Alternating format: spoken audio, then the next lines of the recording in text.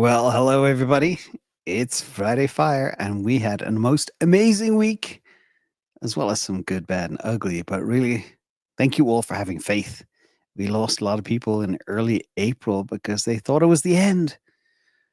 The end. Bitcoin's up nearly $50,000 since then. It's crazy, literally bonkers.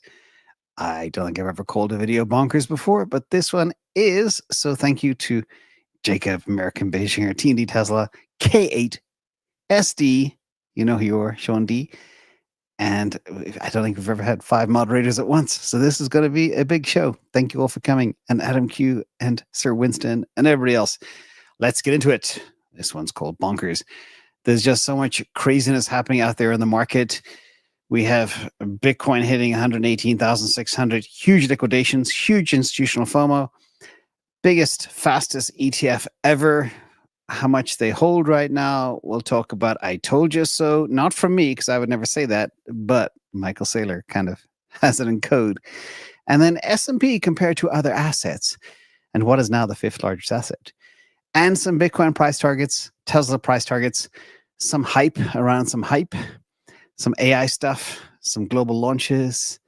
Wow, there's a lot to cover, but we'll do it all in 20 minutes. Crazy. Shark Lover, thank you so much. And Jonathan brought his wheel. Let's do sharks this weekend, everybody, for Shark Lover. I know KA can hear me. That's the plan. Let's get into the story. I'm even excited for this one. So, and of course, not financial advice. Sorry about that long intro as well. And from S. Jing. Hi, James. I used my trial and error for years and lost a lot of my capital. My portfolio started to be profitable just in the last 2 to 3 years since I have joined your Patreon. Woohoo. Awesome. Remember, less is more and be patient. That's it. That's it. And then time the rotations. That's it. But let's talk about what happened this week and why it's completely bonkers. In just 1 week, shout out to Sanjay as well. There's another feud escalating between the US president and Elon Musk. And then the big, beautiful bill passes, which is not exactly as beautiful as people make out. It's a bit of an oxymoron. And then Elon starts the new American party. But the good news is, ever since that happened, Tesla is up $15. So it didn't actually hit the stock price at all. Crazy. Another fun news, too. The US president calls for a record-breaking 300 basis point rate cut. That's 3% off. That would take us down to about 1 to 0.5%. By the way, if that happens, expect a huge rally in real estate. So if you have cash, think about a little positioning right now. Good deals to be had. Anyway, not real estate advice. And US FHFA director claims Fed Chair Powell is considering resigning. That could be good. That would help the 300 basis point cut happen. And of course, the stock market rallies to new all-time highs. But we're going to actually compare the stock market to the dollar to Bitcoin and see exactly where the truth lies. And I did promise you a good July, but I must say, I did say it's not going to kick off till probably after the 2nd week of July. I was wrong. It kicked off earlier, which is fine. Caught a lot of people by surprise. Now, so far, July is up 12%, everybody. I told you it'd be good, especially with seasonality.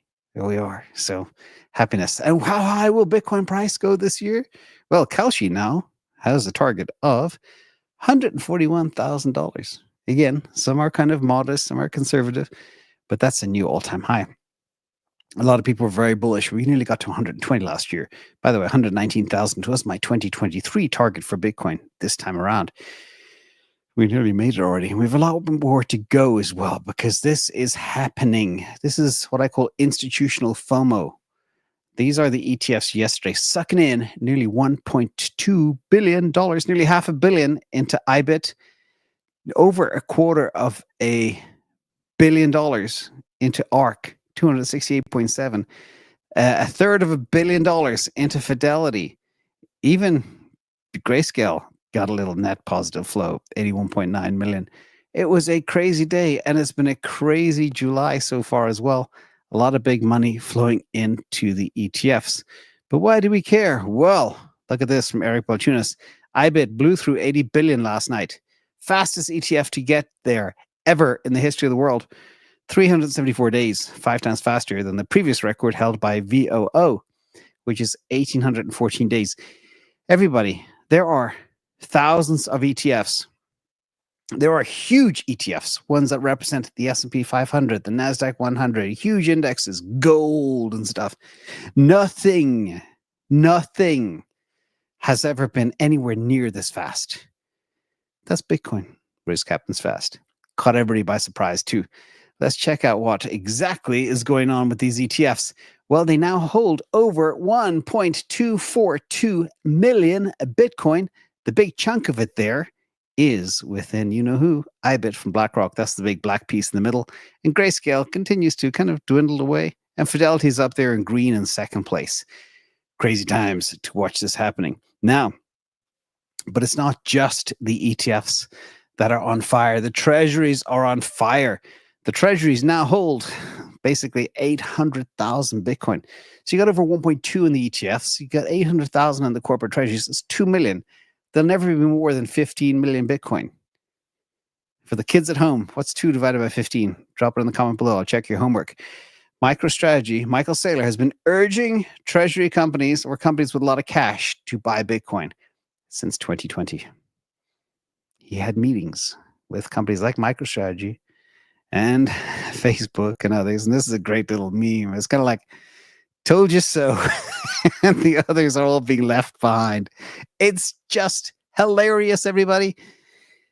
And I'm a proud bag holder of MicroStrategy since 2020. And it's been very kind as well. Let's look at some of the data from the MicroStrategy dashboard, because this puppy, literally BlackRock and Michael Saylor, MicroStrategy, are buying all the Bitcoin. These two players over the last year or so have bought the next 7 years of supply, next 7 years of issuance. Think about that. 2 players. But let's look at some data here. I put some little green lines under some of the numbers I find most intriguing. First of all, MicroStrategy price up 2.99% today. 1 year return for MicroStrategy, 220%. 3-month return, 45%. The return since inception, 3,414%. That's a 34x on a stock, ladies and gentlemen. That, by the way, has smoked even NVIDIA, which we'll talk about later. Crazy. If you ask TradFi, they say, was the best performing stock ever? They say NVIDIA. No. It's this puppy, everybody. This one in this time frame, nothing beats it, because it stacks Bitcoin. Enterprise value, $133 billion. And it's not even in the S&P 500. I was one who was very pessimistic. A lot of talk about them being added. I was one to say, S&P 500, they're too old and conservative to actually let that happen. They don't even understand what MicroStrategy is, so they're probably not going to do it. They will eventually, but not yet. So that's another tailwind to come in the future. They have 597,325 Bitcoin. Okay, that's a huge chunk of this big blue piece here. And what else is good? MNAV 1.9, getting up there to 2 again, which is good. And volatility is back. Volatility is vitality at 55%. Nothing but goodness out there for MicroStrategy. So hold on tight. It's going to be volatile. And Bloomberg Terminal is also flying around this week. This might be a bit of a psychological market shift, okay? And such a change can influence how people view the asset. So Bloomberg, all of a sudden, the Bloomberg Terminal starts listing what they call XBT, which is Bitcoin, in millions of dollars. So when you open up your little Bloomberg Terminal that costs you like $42,000 a year, you'll see Bitcoin is 0.112 M. That is $0.112 million. And that will, I do believe, normalize people thinking about Bitcoin getting to $1 million one day. It will. Question is when. I don't know if it's going to be 5 years, 6 years, 7 years, 3 years. It's going to happen. It's going to happen. This is so hard and it's so scarce. And we are so early, so early still, believe it or not. And I tweeted something funny earlier this morning. I said, this is the day when your no coiners call you up and ask you, is it too late? I have had 3 of those messages today. 3. And that's before I even tweeted that would happen. So, the no coiners are like, what's going on with Bitcoin? Is it too late to buy? Of course, I just ignore. It's too late. It's too late to tell people what to do, the top buyers. Anyway, And what's happening with Bitcoin? This is kind of a beautiful, very simple chart which explains, what seems to be happening is green as the dollar is flat or whatever fiat currency you're in, and the Bitcoin price goes up. But no, actually, Bitcoin price in real terms is steady Eddie creeping up, but the dollar is going down. The fiat is going down fast. Another representation of that is this. The little crude chart I threw together. You've got the Bitcoin price up 55% now since April 8th, everybody. And Dixie, dollar index, worst dump in 40 years. So it's kind of like the purple line is the dollar representing the green line here. And of course, the blue is the orange here. So yeah, it is. This chart's a little bit similar to the top part, but you know what I mean. Your fiat is going to zero, therefore this thing is going to always do well. It's hard. You can't print any more of it for now. Forever, I hope. But you never know. Always keep your tap dancing shoes on. Now, another horrifying chart. For those people that invest in indexes like the S&P 500, where really 493 of the companies are on their way out. Many will be gone in the next 5 to 10 years. But this is another startling chart. This shows you the S&P 500 divided by Bitcoin. And it's down 99.98% since 2012. Bitcoin began in 2010. But since 2012, the S&P 500 is down 99.98% in Bitcoin terms. Anybody who decided to pivot their S&P ETF holdings in 2012 to Bitcoin did extremely well, ladies and gentlemen. But not only is the dollar going to zero, the S&P 500 is going to zero as well.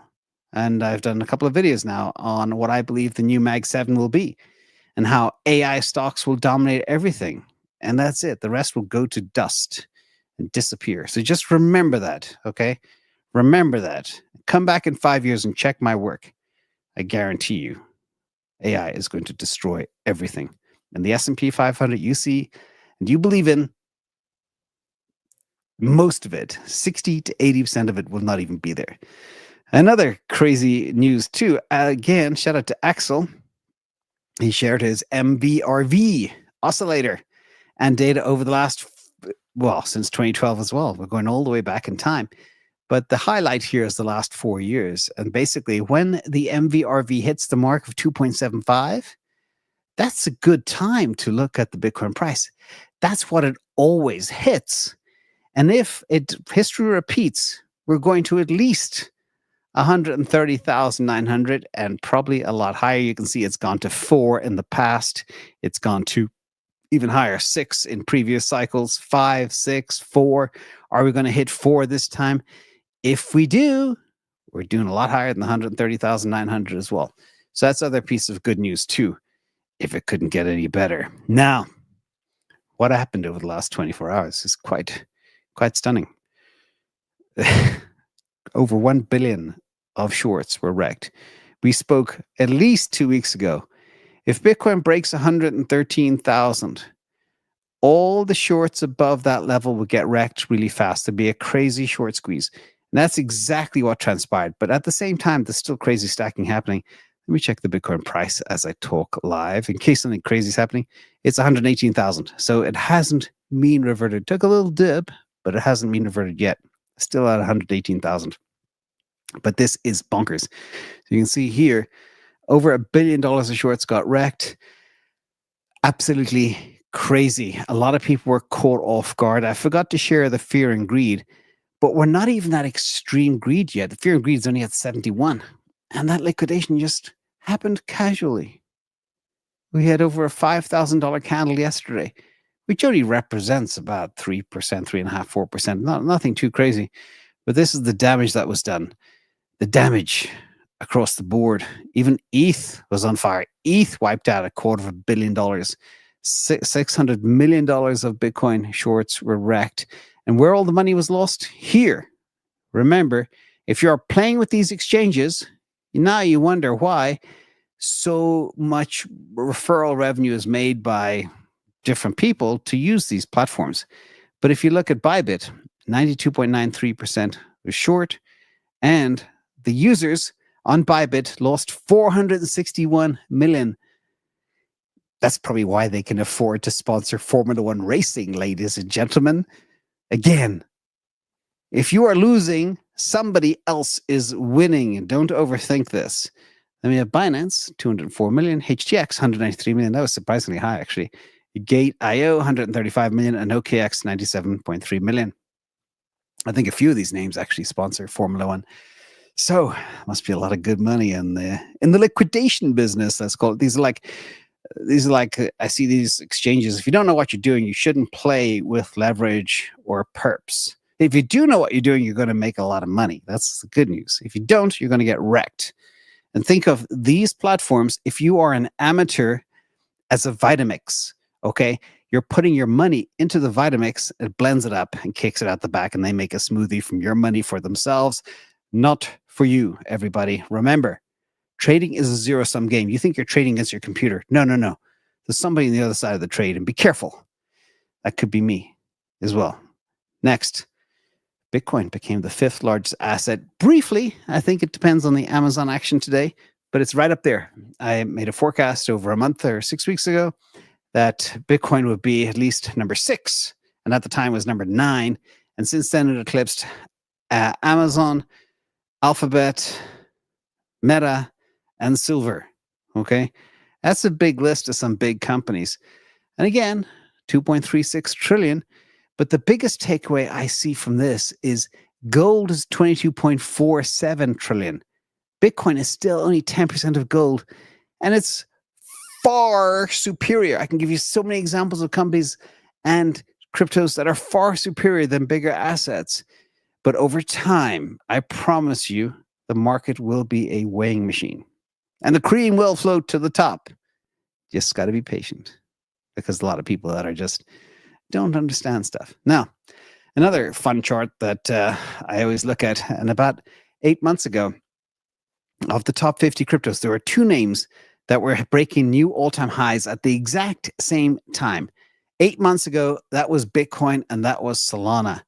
Fast forward to today, 8 months later, that's a different set of 2 names. They're now Bitcoin and another name called Hype. Hype breaking new all-time highs. It's ripping. Why is it ripping? Well, I don't know.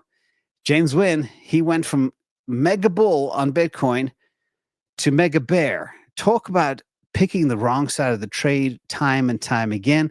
He lost over $100 million on leveraged hyperliquid trades, which is Hype, a few weeks ago. And then he returned to social media to brag about shorting Bitcoin right before it exploded. And whatever he collected from crowdfund sources, etc., he lost again in a 40x. He likes the number 40x leverage position. Lost it all. Boom. Liquidation price was 108,000. Bitcoin went to 118. So even if you had maybe a 5x or a 10x leverage, you probably still would have gotten wrecked. And that all happens on Hyperliquid. And this is the chart for Hyperliquid. It keeps on ripping to new all-time highs. This is HYPE on Tether from KuCoin. Remember, there's lots of fake hypes out there, so don't buy the fake hype. Always check the real one. Go to CMC, CoinMarketCap, check the address. But you can see this thing just keeps on ripping. The trend is up, very, very blue. ATR is 0 sell signals, and it's correct 100% of the time. So watch this space carefully. It doesn't have a lot of history to digest. It's only going back to late 2024, but that's a good chart. Again, breaking new all-time highs alongside Bitcoin, a very good omen. Typically, when that happens, they are the winners of that period of time. And remember, we had an alt season late last year. Things went bonkers, but then they mean reverted hard. I don't know if this is going to happen this time, but we'll watch carefully. Follow the money. But do not follow these traders. Trade the opposite way to these guys. That's the way to do it. And speaking of Solana too, some bullish moves on Solana. Shout out to Curb. $1.4 trillion trading volume giant Bullish says they are now integrating their core infrastructure to Solana native stablecoins. Again, TradFi is moving on chain fast. The world is getting tokenized fast. TradFi is pivoting to stablecoins fast. really fast. I guarantee you. Every major bank, every major exchange, etc., TradFi firm now has a team to decide how they can catch up because they're all behind, very behind. And speaking of Solana, Phantom, the wallet, comes out, and they are now bringing 100 perp markets via Hype. Okay, so if you have a Phantom wallet powered by Solana, now you can access Hype markets up to 40x leverage all in your pocket. Do not play with leverage unless you know what you're doing, or else you'll end up like this guy. So this is a good thing for those that know what they're doing. It's a good thing for Hype. It's a good thing for Phantom. It's a good thing for Solana. Just like this is a good thing for Solana. But be careful. Do not play with leverage unless you really know what you're doing. And let's talk about stocks for a minute. Robotaxi Expansion is coming to California and Arizona, hopefully in the next month or two. Arizona, I think Scottsdale or Phoenix or somewhere like that, already has Waymos running around. And same thing with parts of California and the Bay Area. And Elon Musk expects approval in the next month or two. And at the very same time, Tesla robotaxis are tripling or quadrupling their area of service in Austin, Texas, as we speak. So far, it's been a wild success. But let's talk a second about AI, because that's what it is. It's the biggest AGI play on the planet. And guess who has the biggest two supercomputers on the planet? Yes, it's Musk Industries. Love him or hate him. He's got all the compute. He's got all the power. And XAI is reportedly preparing to raise more money because he knows he needs more processors, more GPUs to build more compute to have the best AI. They already have the best AI, as we found out this week. But now this could bring the market value of XAI as high as 200 billion. And that was 10 times what it was earlier in the year, almost a few weeks ago. That's crazy. The XAI will soon be worth a fifth of what Tesla's worth. Think about that. Crazy. But why is it important? Because XAI, Grok, is the leading AI on the planet, and it's coming to cars. So you'll now be able to do anything in your car. You'll be able to have a story told to you. It can make up a song. You can have deep conversations about AI in the future and potential careers. Maybe do some therapy, maybe get some relationship advice. I don't know. It's how to train a dog, whatever. It'll be there in your car. As your car drives you, you can have engaging conversations all by yourself, which is a bit weird, but hey, it's the future after all. Nobody said it wouldn't be weird. And not only that, but also Tesla Optimus humanoid robot will be powered by Grok as well. Same thing. Actually, you might actually be sitting in your car. I get all those weird things go through my head. Your car is driving. You're sitting in the back with your Optimus robot. And you could be having a three-way conversation between your car, Grok, your Optimus Grok, and yourself. Or maybe you have a Neuralink implant, and that is doing the conversation for you. I don't know. Either way, it's going to be wild, and it's coming very fast, much faster than anybody anticipates. And so is Tesla India expansion into India, of course.